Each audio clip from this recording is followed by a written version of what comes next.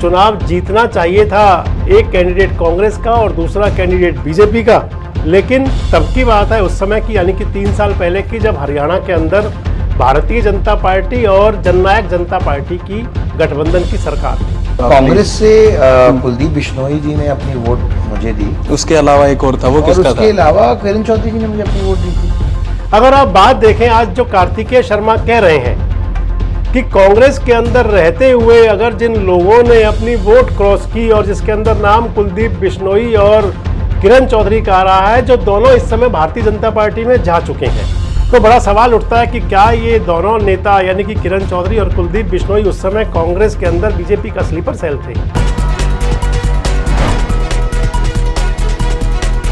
दोस्तों नमस्कार, मैं संजय मग्गोर, मौजूद हैं देश रोजाना के डिजिटल मीडिया मंच पर। एक बड़ी पुरानी कहावत है कि इतिहास सबका लिखा जाता है। हमेशा आप सुनते रहे होंगे और आज भी अगर आप देखें तो इतिहास की बातों को लेकर के तमाम प्रकार के वाद विवाद भी हैं।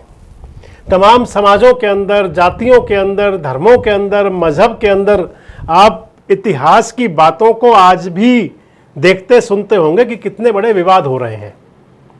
और इन विवादों के पीछे कहा भी जाता है और कई बार लोग सफाई भी देते हैं कि भाई जो गई वो गई, उसको याद ना किया जाए, लेकिन इतिहास पर भविष्य की इबारत लिखी जाती है, इसको कोई झुठला भी नहीं सकता।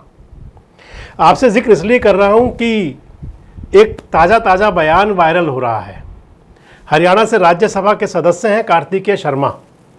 3 साल उनको हो चुके हैं राज्यसभा का सदस्य बने हुए, और राज्यसभा के वो ऐसे सदस्य हैं कि जिनको हर पार्टी के लोगों ने वोट दिया था।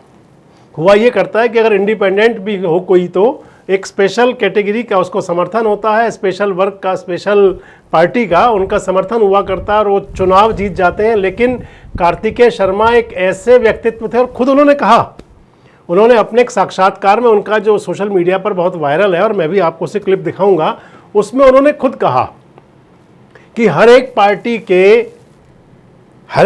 के नेता ने, विधायक ने उनको वोट दिया। पहले तो आपको बता दूं कि ये तब की बात है उस समय की, यानी कि 3 साल पहले की, जब हरियाणा के अंदर भारतीय जनता पार्टी और जननायक जनता पार्टी की गठबंधन की सरकार थी। भारतीय जनता पार्टी के पास हरियाणा के अंदर 40 विधायक थे और 10 विधायक जननायक जनता पार्टी के पास थे। 31 विधायक कांग्रेस के पास थे, एक इंडियन नेशनल लोकदल के थे, एक गोपाल कांडा थे, बाकी इंडिपेंडेंट थे। हरियाणा के अंदर उस समय राज्यसभा का चुनाव था 3 साल पहले। उस राज्यसभा चुनाव यानी कि 2 सीटें खाली हुई थी, और उन 2 सीटों पर जो चुनाव होना था, एक कृष्णलाल पंवार उसमें चुनाव जीत करके राज्यसभा सदस्य बने थे और दूसरे सदस्य बने थे कार्तिकेय शर्मा। उस चुनाव में अजय माकन चुनाव हारे थे। अजय माकन कांग्रेस के कैंडिडेट थे। जिस प्रकार का समीकरण था, उस समीकरण के हिसाब से जो 2 सांसद बनने थे राज्यसभा के सदस्य, वो एक कांग्रेस का बनना था और एक भारतीय जनता पार्टी का बनना था। भारतीय जनता पार्टी से कृष्णलाल पंवार का नाम था, हालांकि अब तो कृष्णलाल पंवार जी इस्तीफा दे चुके हैं और उनके स्थान पर राज्यसभा के सदस्य किरण चौधरी बनी थी। आजकल किरण चौधरी राज्यसभा की मेंबर हैं। और दूसरे जो बनने थे वो कांग्रेस के होने चाहिए थे संख्या बल के हिसाब से, लेकिन उसके बीच में कार्तिकेय शर्मा को जननायक जनता पार्टी और बीजेपी का समर्थक इंडिपेंडेंट कैंडिडेट घोषित किया गया और चुनाव जीत गए। हालांकि जो वोट मिली वो तो बराबर थी दोनों को, अजय माकन को और कार्तिकेय शर्मा को। आपको बताऊंगा वोट का आंकड़ा भी। लेकिन जो वोटों की कैलकुलेशन होती है, एक वोट का 100 माना गया है और उसके लिहाज से जो कैलकुलेशन होती है, उस हिसाब में जीत गए थे कार्तिकेय शर्मा।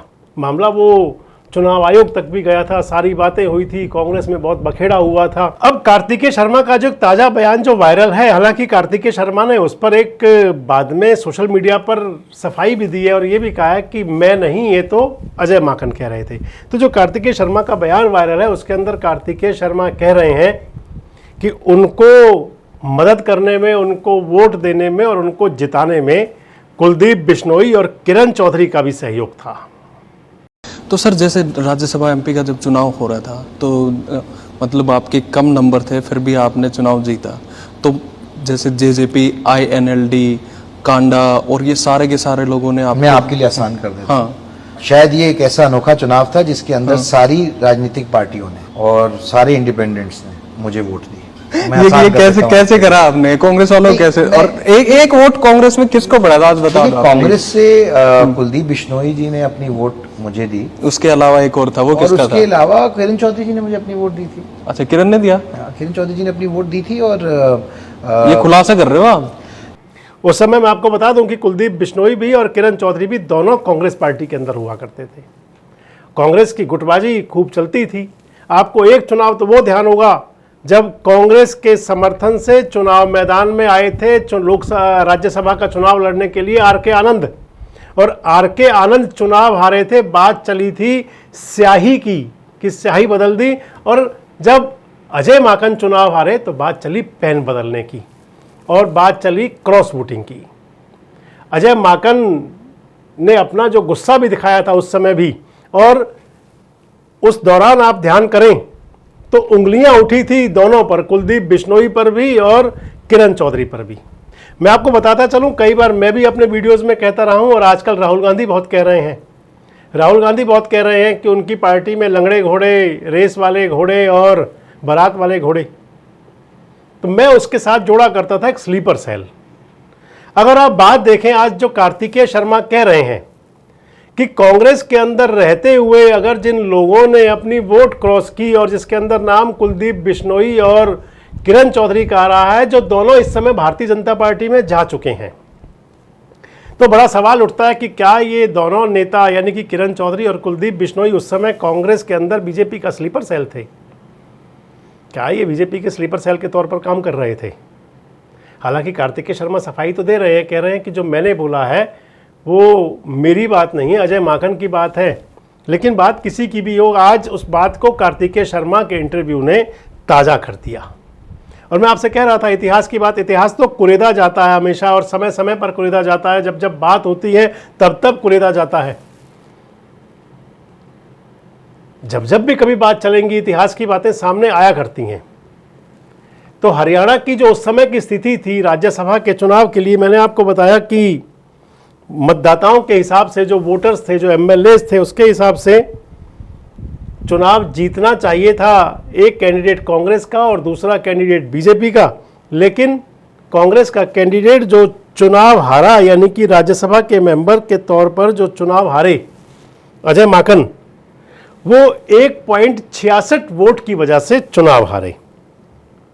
जो वोट वैल्यू थी, जो वोट वैल्यू गिनी गई, हालांकि दोनों को बराबर वोट मिले एमएलएस के। आपको एक बार बता दूं कि कितने वोट थे। 90 वोट थे हरियाणा विधानसभा के अंदर। 90 वोट के अंदर एक मतदाता ने, यानी कि एक एमएलए ने अपना वोट नहीं किया था। जिन एमएलए ने अपना वोट नहीं किया था उनका नाम था बलराज कुंडू। बलराज कुंडू उस समय इंडिपेंडेंट विधायक थे और बलराज कुंडू ने अपना वोट कास्ट नहीं किया था। पहले से ही बोल दिया था उन्होंने अपना वोट कास्ट नहीं करेंगे। 89 वोट कास्ट हुए, लेकिन गिनती 88 की हुई। एक वोट क्रॉस हो गया। जो वोट क्रॉस हुआ उस पर बात चली कि वो वोट कुलदीप बिश्नोई का है या वो वोट किरण चौधरी का है। और अभी ये चर्चाएं थी ही कि क्योंकि वोटों गिनती 88 की हुई, और जो 88 वोटों के अंदर जब वोट की गिनती को अलग अलग किया गया, तो फिर 88 वोट में से जो प्रथम वरीयता के वोट जाने थे कृष्णलाल पंवार के पास में, उनके पास में जो 31 विधायकों के वोट होने से और उनकी जो वोट काउंटिंग होनी थी वो 2934 की होनी थी, 29.34, और वोट मिले उनको 31। तो बाकी के जो बचे हुए वोट थे वो जोड़ दिए गए कार्तिकेय शर्मा के खाते में, यानी कि 1.66, 1.66 जो वोट था वो जोड़ दिया गया कार्तिकेय शर्मा के खाते में। और अब इधर जब बाकी वोटों की गिनती जब की गई तो उन बाकी वोटों के अंदर निर्दलीय कार्तिकेय शर्मा थे, उनको भी 29 वोट मिले, और 31 विधायक कांग्रेस के थे, लेकिन 2 विधायकों की वोट या तो क्रॉस हुई या नहीं दी, क्योंकि 29 ही वोट मिले अजय माकन को। और जो 2 वोट नहीं मिले वो स्पष्ट किया गया कि वो कुलदीप बिश्नोई और किरण चौधरी के वोट थे, जिनको कास्ट नहीं कर पाए, जिनको खराब किया गया, जिनकी गिनती नहीं हुई। अब अगर देखें तो फिर 29 वोट दोनों के पास थे और एक वोट की वैल्यू थी 100। अगर वोट वैल्यू के हिसाब से देखें तो 2900 वोट मिले अजय माकन को और 2900 वोट ही मिले कार्तिकेय शर्मा को, लेकिन उनके पास 1.66% वोट अलग थे। अब अगर एक वोट मिल जाता इन दोनों में से, यानी कि जो 29 की जगह 30 वोट हो जाते अजय माकन के खाते में, तो अजय माकन चुनाव जीत जाते, उनके पास में कार्तिकेय शर्मा से ज़्यादा वोट हो जाते। अब इतिहास जब कुरेदा गया और खुद कार्तिकेय शर्मा ने कह दिया कि उनको किरण चौधरी और कुलदीप बिश्नोई दोनों ने वोट किया था, और इसके साथ ही चर्चाएं शुरू हो गई, जो मैं आपको बता रहा था कि क्या कांग्रेस के अंदर रहते हुए ये दोनों नेता बीजेपी के स्लीपर सेल के तौर पर काम कर रहे थे। क्या इन दोनों नेताओं ने कांग्रेस के कैंडिडेट को हराने का काम किया था। हालांकि ये जरूर हुआ कि कुलदीप बिश्नोई तो कांग्रेस के प्रदेश अध्यक्ष पद की दौड़ में थे, और कांग्रेस ने प्रदेश अध्यक्ष बनाया चौधरी उदय भान को। कुलदीप बिश्नोई को राहुल गांधी से मिलने तक का समय नहीं मिला, और कुलदीप बिश्नोई कांग्रेस छोड़ करके भारतीय जनता पार्टी में आ गए।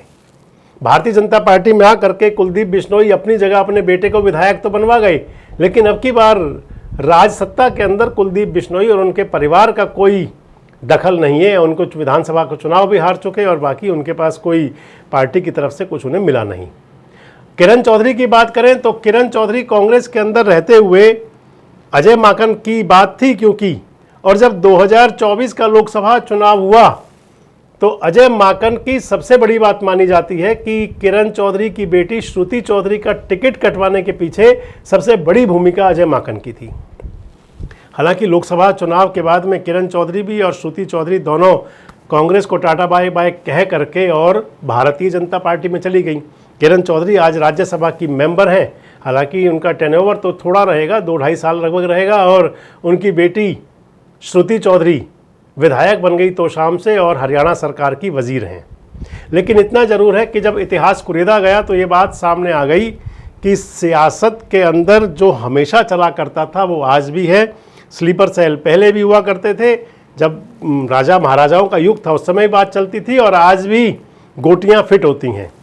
कार्तिकेय शर्मा के आप कौन से बयान से आप सहमत हैं जिसमें वो कह रहे हैं कि बड़े खुले तौर पर मान रहे हैं कि उनको वोट दिया कुलदीप बिश्नोई और किरण चौधरी ने, या फिर उस बयान को जिसमें वो बयान अजय माकन पर थोप रहे हैं?